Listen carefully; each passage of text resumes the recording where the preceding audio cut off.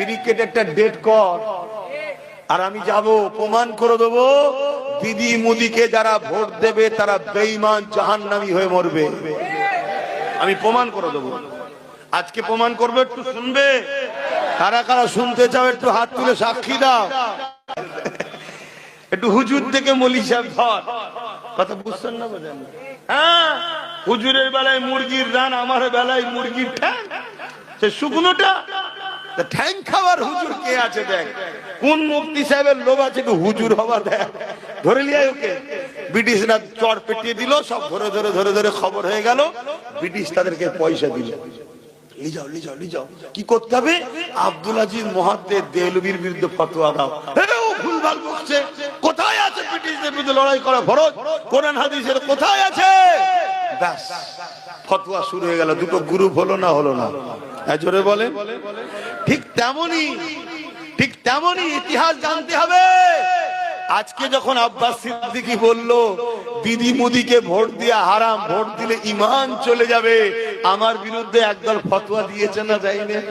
হ্যাঁ, কোথা পেয়েছে, কি হয়েছে, এসব বাজে কথা, এসব চলবে না বলছে না? বলেন। সেদিন ব্রিটিশ টাকা দিয়েছিল, আজকে ব্রিটিশদের বুন ডেকেছে এইদিকে আয়, এলে টাকা লিজা টাকা লিজা টাকা লিজা, আব্বাসের বিরুদ্ধে বল, আব্বাসের বিরুদ্ধে বল, বলছে না? বলেন। তা আমি তো বলছি তোদের হাতে সব ক্ষমতা আমার এই ফতোয়াকে কাটার জন্য।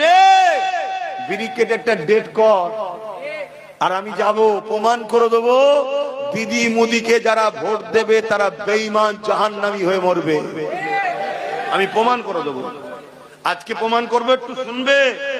কারা কারা শুনতে চাও একটু হাত তুলে সাক্ষী দাও। শুনতে চাইছো? অসুবিধা নেই তোমার? যা করে খাচ্ছিলাম হুজুর খাওয়াটাও বন্ধ করে দেবে মনে হয়। কে বলেছে হুজুর বন্ধ করতে এসছে? তোর মন যেতে খেয়ে জাহান্নামে জানা। কিন্তু আমার বাপ, আমার মা, আমার ভাই, আমার বোনকে বুঝাবো না? বুঝাবো না? হ্যাঁ, তুই যদি আমার না হোস যা পারিস করবে যা। আমার রাসূলুল্লাহ দ্বীনের জন্য তোর যদি দিলে দয়া না থাকে, ময়া না থাকে, তোর মধ্যে ঈমান তো আগে থেকেই নেই রে। তুই যত খুশি খা না। কিন্তু যাদের দিলে ঈমান আছে, বোঝে না, সাথ দিচ্ছে, এগুলোকে বোঝানো দরকার আছে না? নাই? কি গো, ঠিক বলছো তো? প্রথমে হাদিসটা কি বললাম মুসলিম শরীফের?